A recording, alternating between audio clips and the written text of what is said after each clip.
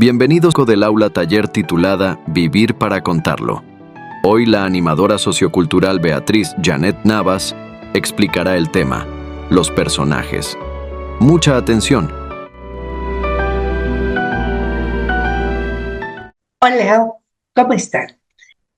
Hoy les traigo el tema de los personajes. Empecemos entonces por decir y definir qué es un personaje. Nosotros sabemos que los personajes son los que van a realizar la acción dentro de la historia que vamos a contar. ¿Quiénes pueden ser personajes? Y aquí tenemos que pueden ser personas, pueden ser cosas, pueden ser animales, pueden ser abstracciones o simbolismos como, por ejemplo, la libertad, la muerte. ¿Por qué no poner un narrador protagonista como la muerte y ponerlo también como en primera persona, como protagonista, como personaje? Es interesante. De hecho, existen infinidad de muestras de estos personajes. En animales vemos, por ejemplo, conocimos al gato con botas, que nos lo muestran desde que estamos pequeñitos. También tenemos ahora con escritores actuales, hay una novela donde Bonnie, que es un perro, es el protagonista en una novela de Paul Auster, que se llama Tambuku, y que ustedes la leen y es preciosa para los que aman los animales y comprenden que lo único que nos falta es que hablen, porque lo que dicen es cierto. Veamos ahora esos personajes y esas personas que van a actuar dentro de la historia, cómo los vamos a clasificar. De acuerdo a la importancia, entonces tenemos unos principales, unos secundarios y unos terciarios. Obviamente, entre los principales vamos a tener aquí al protagonista y al antagonista. Entre los secundarios, podemos tenerlos, o sea, es el que va a ayudar siempre al protagonista a mover la acción dentro de la trama. Y tenemos unos terciarios o incidentales, que son aquellos que de pronto, cuando vamos escribiendo, necesito que alguien lleve, que fulano de tal sepa esto, tengo que enviarle, y meto aquí un cartero y tengo que mandar con él la carta. Ojo, pero siempre tienen que tener una función. No podemos estar creando personajes por crear, ni meter gente que no necesitamos en la obra. Todo el que entra, al igual que las cosas que entran, tienen que tener una función dentro de la obra. Ahora, vamos a empezar entonces con los principales. El principal tiene que ser, y aquí entra otra clasificación, un personaje que llaman redondo. Es ese personaje multidimensional donde tenemos que conocerlo todo, donde nos va a mostrar su conflicto interno, que nos va a mostrar toda su humanidad, que es la que va a hacer que se conecte entonces con el lector. También tenemos el antagonista, que también tendrá que ser un personaje redondo, o sea, con toda la complejidad del ser, que se la trasladamos a cualquiera de los personajes, así sea un animalito, así sea un extraterrestre. Los extraterrestres se enamoran, si los vamos a poner a comer, a bailar, pues tendremos que ponerle esos rasgos de humanidad que los caracteriza. ¿Para qué? Para que el lector se sienta conectado entonces con el personaje. Así es que se hacen entonces los personajes inolvidables. En el antagonista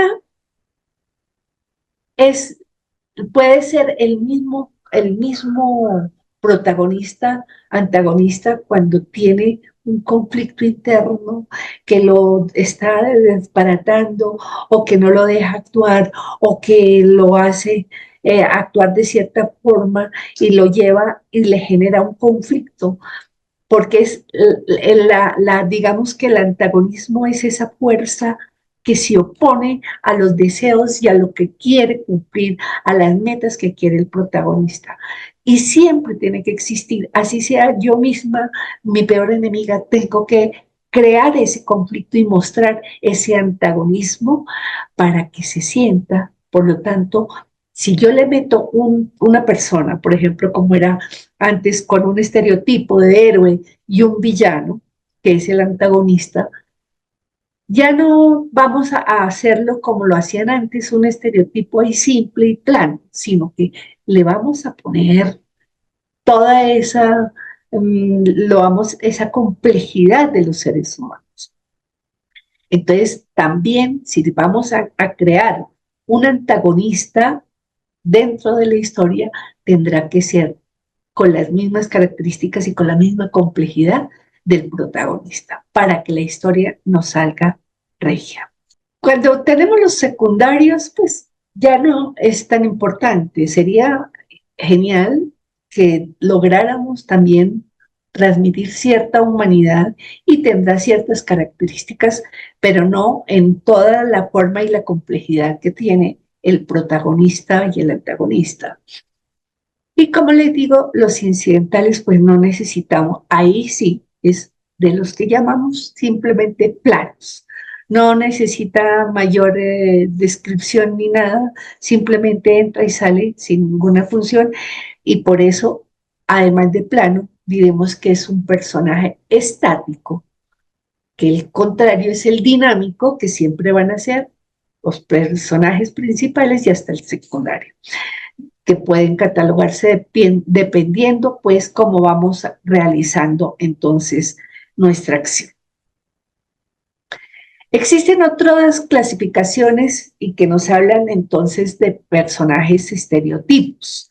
Y ustedes van a encontrar que eran esos personajes que nos decían, o tipos o arquetipos que se basan en modelos de conducta y entonces nos hablaban siempre del héroe, nos hablan del inocente, nos hablan del sabio, nos hablan del bueno, del malo, y son, digamos que eran arque, arquetipos, pero, y los traducían, pero como de manera plana. Hoy no, hoy tenemos que crear un personaje con toda la robustez de su humanidad y con todo para poder hacer, sobre todo en la novela. En los cuentos no es tan importante, pero vamos a ver entonces qué es lo que tenemos que ver en cada uno y sobre todo cómo vamos a armar nosotros nuestros personajes, cómo le vamos a dar profundidad, cómo vamos a hacer nuestra fichita para que el personaje nos muestre por el camino y vamos a crear el arco narrativo del personaje que nos va a mostrar dónde, qué lo empieza a conflictuar, dónde empieza su conflicto, cómo lo lleva, cómo produce ese conflicto, el efecto y cómo termina ese efecto que siempre en el principal tiene que mostrar evolución. Siempre debe haber evolución en los personajes y se debe hacer sentir al lector. Entonces, vamos a continuar y vamos a ver cómo es que vamos a caracterizar un personaje para presentarlo con toda la complejidad y multidimensional de manera que lo podamos, que la gente lo pueda conocer a fondo y que podamos presentar en nuestra narración ese ser así, humano, que pueda transmitir su humanidad.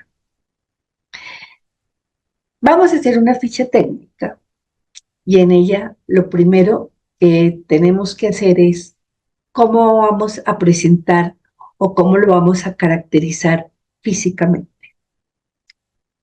Entonces nosotros en nuestra ficha vamos a poner cómo va a tener el cabello, cómo va a tener los ojos, Pero más que eso, cuando miremos, caractericémoslo por algo como un tic, como un gesto que usualmente hace cuando no le gusta algo, para que empecemos a diferenciar los personajes, ¿no? Entonces ya sabemos que si este es el del tic, es estamos ante esta persona y que eso se lo causa tal cosa, vamos a ver, a descubrir por qué. O puede ser un tic fisiológico, o puede ser simplemente un tic que aparece cuando él va a tener alguna reacción. Pero entonces, en lo primero, toda esa descripción física. Dentro de esa descripción física, ya nosotros tenemos que tener claro qué estatus va a tener nuestro personaje. Entonces, de acuerdo a su estatus, vamos a ver forma de vestir.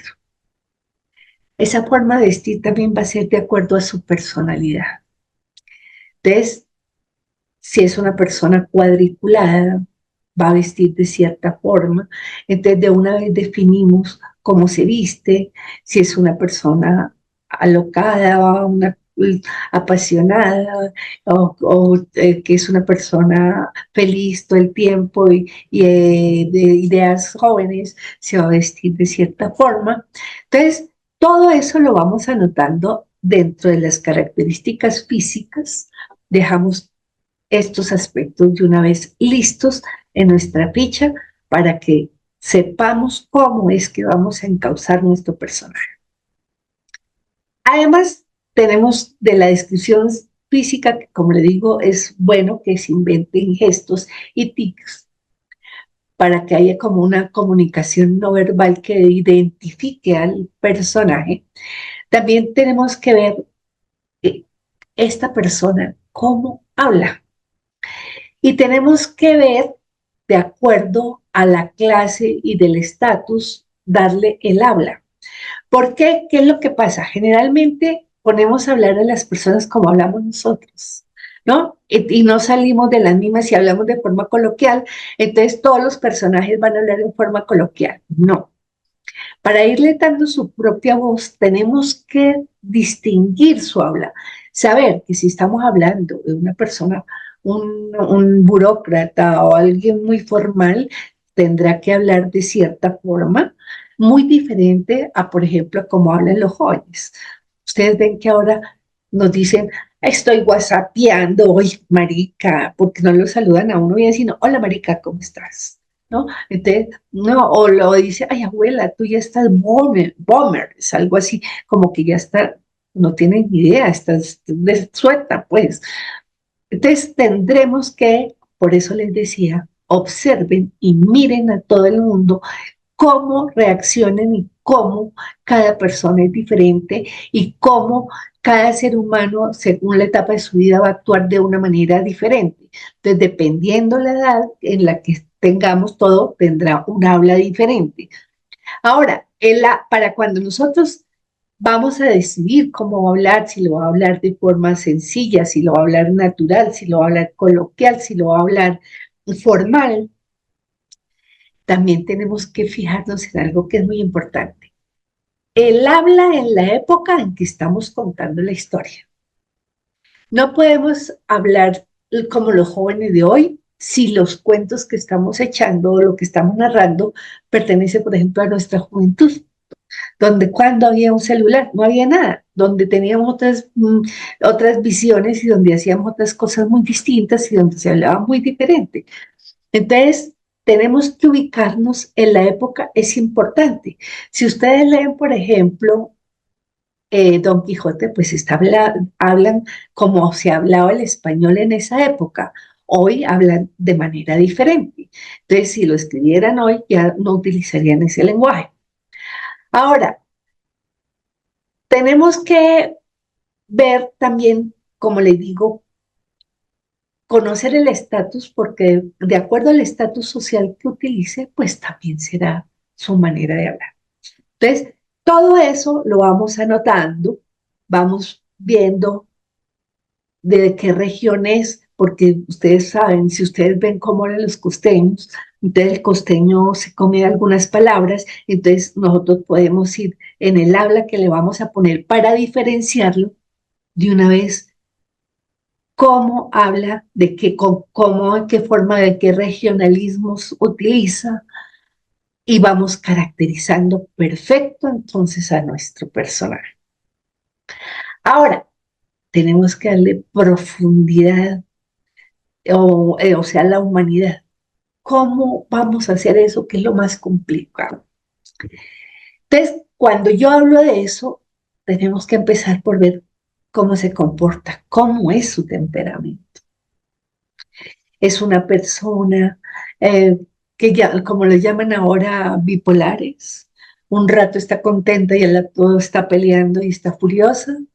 O es una persona pasiva, tranquila, que no le inmuta nada, es una persona que sopesa lo que hace, es una persona impulsiva, que no piensa dos veces las cosas que hace o que habla más rápido que lo que piensa, es triste o es soñador, bueno, es apático, no le gusta salir, no le gusta hablar. Todo eso tenemos que definirlo de acuerdo al estatus, de acuerdo a la persona, de acuerdo al personaje que estamos haciendo, y todo eso lo vamos anotando. ¿Qué más le va a dar profundidad? ¿Qué más es lo que tenemos que mirar para darle profundidad al personaje? Tenemos que mirar su personalidad. Ustedes van a encontrar un mundo de clasificaciones, de características de acuerdo a la personalidad en la psicología. Entonces, si ustedes ya quieren profundizar en el asunto, pues bajan y miran y ya le ponen, ya saben las reacciones que le va a poner a su personaje. Entonces, pero a grosso modo, miramos si es una persona sensible, si es una persona sentimental, si es una persona hiperkinética, muy nerviosa, si es una persona cuadriculada, metódica, ¿sí? Si es una persona que habla con pasión, si es una apasionada. Vamos a ver, vamos a ver también, por ejemplo, esa persona cómo vive. Si nosotros miramos y si vive acorde, cómo se presenta, o si está fingiendo una cosa y aparenta otra, mire, ahí empezamos a crear cosas extrañas. Entonces, definimos cómo va a vivir, cuáles son sus rasgos de temperamento, cuáles son sus de personalidad. Vamos a ver cómo vive, porque eso también nos va a decir mucho. Si encontramos la cocina llena de trastos y la cama sin tender, pues ya nos está diciendo mucho, ¿sí? Si entramos a su casa y es todo en orden y perfecto, pues ya nos está diciendo mucho. Y así en el sitio donde entren, si es donde ella vive o donde él vive, vamos a definir también dentro de acciones, no deteniéndonos a describir de manera plana la cosa, sino mostrando, o sea, mediante acciones, uno puede entrar a su cocina y saca su pocillo y está impecable, y uno dice, y abrió el cajón de los cubiertos, y estaba, sí, y uno va contando la historia, pero va mostrando cómo es ese ser humano y que se identifiquen, el que es desordenado y es loco y es... Entonces, imagínense, y entró a la casa y se resbaló contra tal cosa porque la escoba estaba atravesada. Uno no tiene que decir que es desordenado. Con acciones va mostrando también el desorden. Ahora, cuando ya tenemos esos aspectos, también tenemos que indagar por lo profundo. Tenemos que indagar por esos problemas que tienen adentro. Yo por eso les decía a ustedes, y vean la importancia de lo que se dijo y el porqué de lo que yo les hacía escribir desde el comienzo. Se trataba de que ustedes hicieran tratamiento de personaje, que ustedes se conocieran a sí mismos. ¿Para qué? Para que cuando van a ser sus personajes, no vayan a ser los mismos suyos, sino, pero saben cómo, qué afecta, qué traumas trae un personaje. Y eso es importante. Describir también en la ficha técnica, por ejemplo, el pasado del personaje. ¿Por qué? Porque ese es el que genera los traumas que traen las personas, los conflictos internos que traen, que pueden ser muchos si uno ve cómo los superan, ve una persona, por ejemplo, opacada, con baja autoestima, que la han maltratado, uno averigua por qué viene con esa autoestima tan baja, qué le pasó.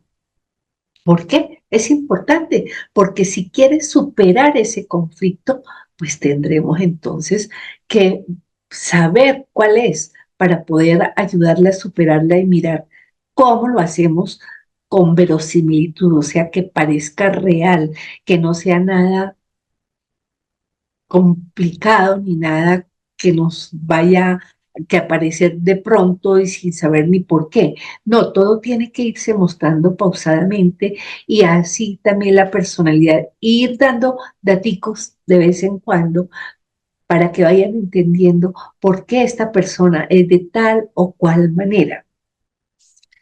Entonces, vemos cómo los traumas también y su forma es importante. ¿Por qué? Porque eso nos está diciendo cómo va a reaccionar y cómo se comporta frente a todos. De manera, de su forma de ser, de acuerdo a su personalidad, pues van a ser sus reacciones y nosotros tenemos que saber. Entonces, por eso yo les digo, no podemos nosotros reaccionar de una forma,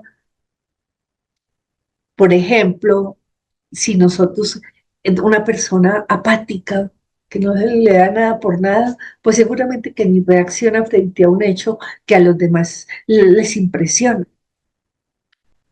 ¿Sí? Entonces, siempre es necesario, de acuerdo a los rasgos de la personalidad, ver cómo son las relaciones también con las otras personas. Ahora vamos a ver el tema del conflicto para que vean el antagónico, por ejemplo, con uno mismo o cuáles son los conflictos que uno tiene y que debe superar y que nos lleva a transformarnos, que es lo importante, porque la transformación es vital en la novela. No puede salir la persona tal cual llegó, porque estamos hablando de un transcurso de tiempo donde tenemos posibilidades de ir conociendo y de desarrollar ese conflicto. Entonces vamos a entrar en el tema que me adelanto, pero de una vez para que vayan viendo del conflicto, aunque ya, por ejemplo, ustedes, algunos de mis alumnos que se me adelantan siempre, pero bueno, igual no se puede dejar si yo les digo hagan un cuento y es obvio, todavía no saben ni lo que es el cuento, ni nada, sino simplemente para que tengamos en cuenta los elementos que vamos hablando de los que estamos tratando hasta ahora, que hasta ahora no hemos visto sino el narrador, por ejemplo, para que hagan su cuento. Ahorita estamos viendo ya los personajes, pero ya los estoy metiendo en el tema del conflicto. Algunos se me metieron porque ya saben que tienen que hacer un personaje redondo y conflictuaron, digamos, sus personajes, eso está muy bien. Entonces, por ejemplo, ya recordamos el cuento de que nos contaban de esa casa donde habían ruidos y donde no sabían qué pasaba, el conflicto, el miedo, qué va a pasar, ¿sí? Ahora, el que nos contó lo que pasaba con el hombre que salía a la cárcel y sus problemas frente a cómo voy a reaccionar cuando salga, era su primer dilema, su segundo dilema, que le digo a mi novia, qué va a pasar, si me va a recibir, será que me vuelve conmigo.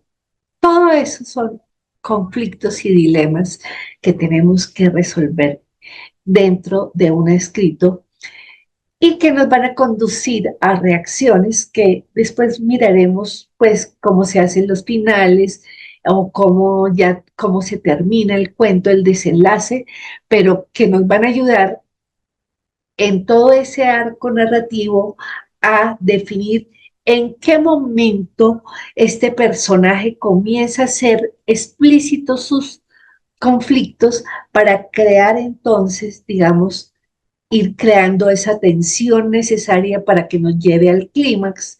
Y cuando el clímax, cuando lleguemos allí, a ver cómo lo empezamos a resolver y cómo hacemos de crecer esa tensión para ya resolver el final del cuento, que como les digo, en cuento puede ser abierto o cerrado, es decir, resolver el asunto y de una vez dejar que la gente lo comprenda o simplemente dejarlo a la imaginación entonces del lector. Bueno, ya para terminar, vamos a clausurar el tema del conflicto diciendo, tratando de entender bien en qué consiste y qué es ese conflicto narrativo. Ya le dije, es el enfrentamiento de dos fuerzas opuestas que quieren por tener para lograr un objetivo final, digamos. Entonces, o es esa fuerza que se opone a lo que quiere, al deseo que quiere el protagonista. Hay, digamos, una clasificación de tres clases de conflictos. Uno, el conflicto interno, otro, el conflicto social y otro sería el conflicto natural o conflicto supremo. El conflicto interno, entonces, es el conflicto con nosotros mismos. Es ese conflicto que hace que la persona muestre todos sus rasgos de humanidad. Es ese conflicto que tiene toda persona, porque todos no somos ni buenos ni malos, somos como grises, tenemos de todo, tenemos cualidades, tenemos defectos. Entonces tenemos conflictos, tenemos problemas, tenemos dilemas que tenemos que resolver porque somos seres humanos. Eso es lo que tenemos que transmitir en el conflicto interno. Ustedes van a encontrar en la literatura conflictos por todos lados y conflictos que marcaron ese personaje y lo hicieron destacarse y tenerlo todavía nosotros en la cabeza. Por ejemplo, Ana Karenina. Ese conflicto y ese dilema de esa mujer, de saber que es una mujer casada y que se enamora de otra persona, saber qué va a hacer, si dejar a su marido o irse con él, qué pesa más ese dilema cuando le dice el esposo que le va a quitar a sus hijos. Me atrevo a dejar a mis hijos, ¿cómo hago para recuperar a mis hijos?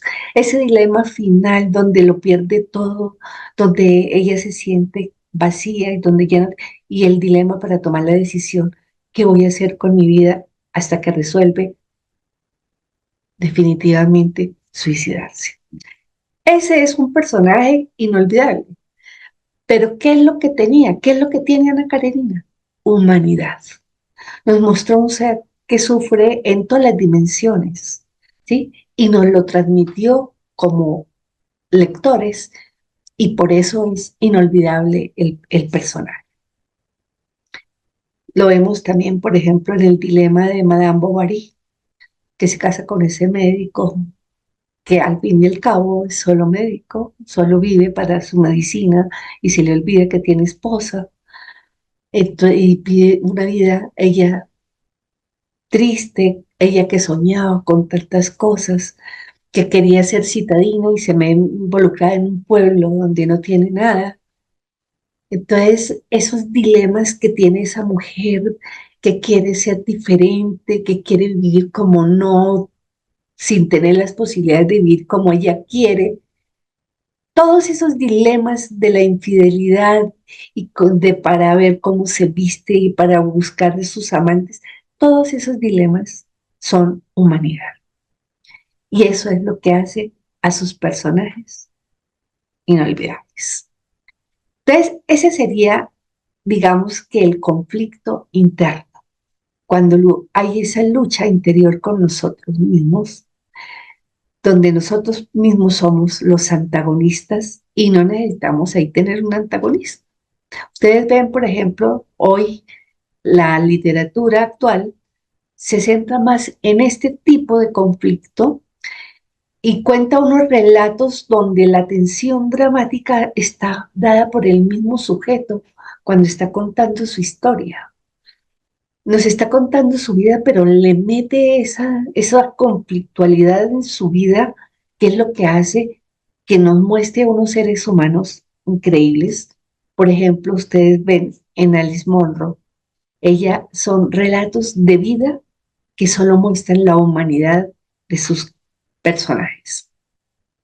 Ahora, el conflicto social, cuando hablamos de conflicto social ya entra otra parte que es la que va a impedir que cumpla el deseo el protagonista. Puede ser una persona, puede ser un grupo social, un problema social el que impida que él cumpla sus deseos. Si es el antagonista, entonces también tendremos que mirar que como son, como ya les dije, esos personajes redondos, el antagonista también tendrá que tener su conflicto. Algo lo lleva a que sea maluco si es que lo estamos catalogando de malo, de villano, pero ya no el simple villano estereotipo que nos decían, no el héroe, no, aquí tenemos que darle carne, tenemos que moldearlo como ser humano, ver por qué su rabia, por qué su odio, por qué esas reacciones, cómo reacciona frente a la gente.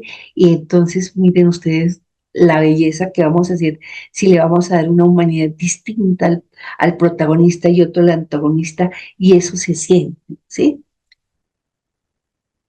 El tercero sería el de la fuerza, el conflicto natural o el conflicto supremo, que no depende de nosotros, porque en el conflicto interno lo importante es que nosotros lo tenemos que resolver, solo nosotros. En cambio, en este conflicto no podemos involucrar a nadie si no es un hecho que nos lleva y nos conduce al conflicto. Por ejemplo, en la dama de las camelias, la enfermedad, ¿sí? Una madre que sabe que está con un cáncer terminal y le dicen eso y ella no sabe. Primer dilema, le cuento a mis hijos, le cuento a mi marido, ¿qué voy a hacer con mi vida? No hice nada.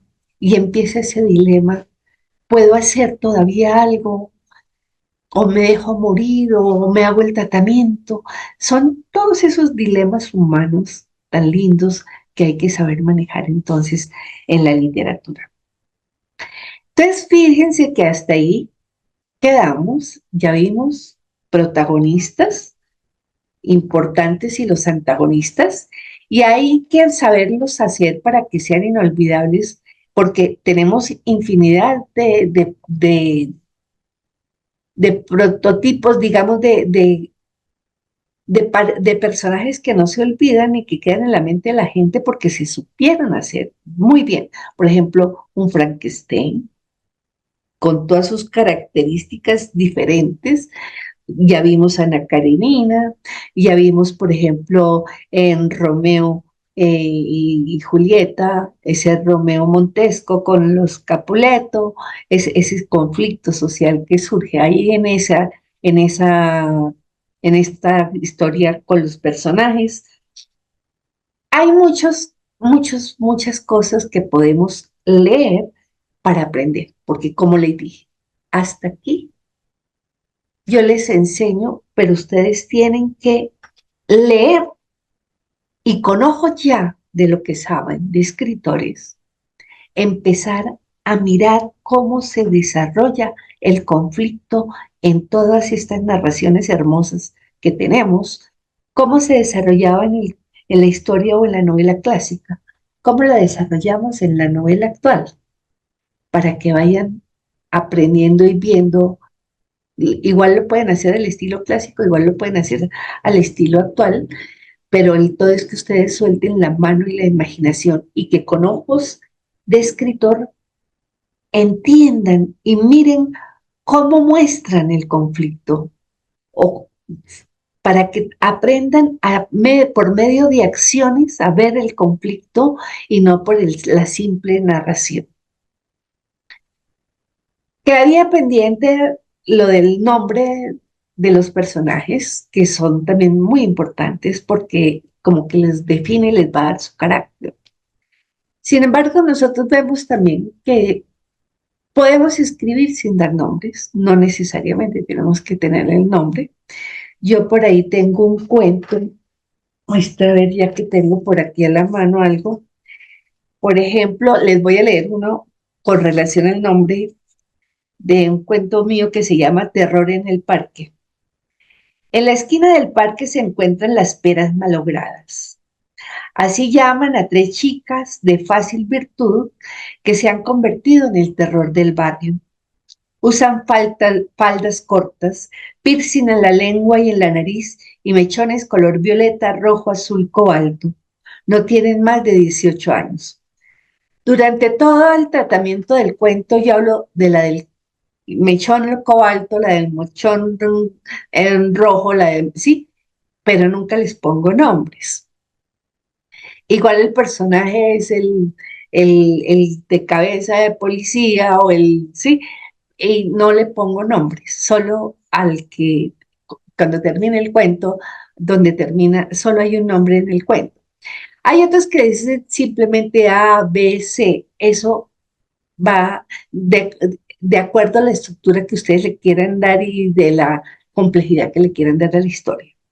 Pero sí es bueno también tener en cuenta que si le vamos a poner un nombre, tiene que ser acorde con la época que se está contando, buscar el nombre de la persona de esa época y no sofisticarles, pues, por ejemplo, contar en la época de Bolívar, ponerle una chica Cielo, Chicago, como la ponen ahora las Kardashian a sus hijos, porque en esa época ni se imaginaba uno poner un nombre de esos, pues de pronto hasta Colombia sí, pero otros nombres no se les pondrían a los hijos. Entonces, vean ustedes, ya hemos terminado y creo que con esto les redondeo todo lo del personaje.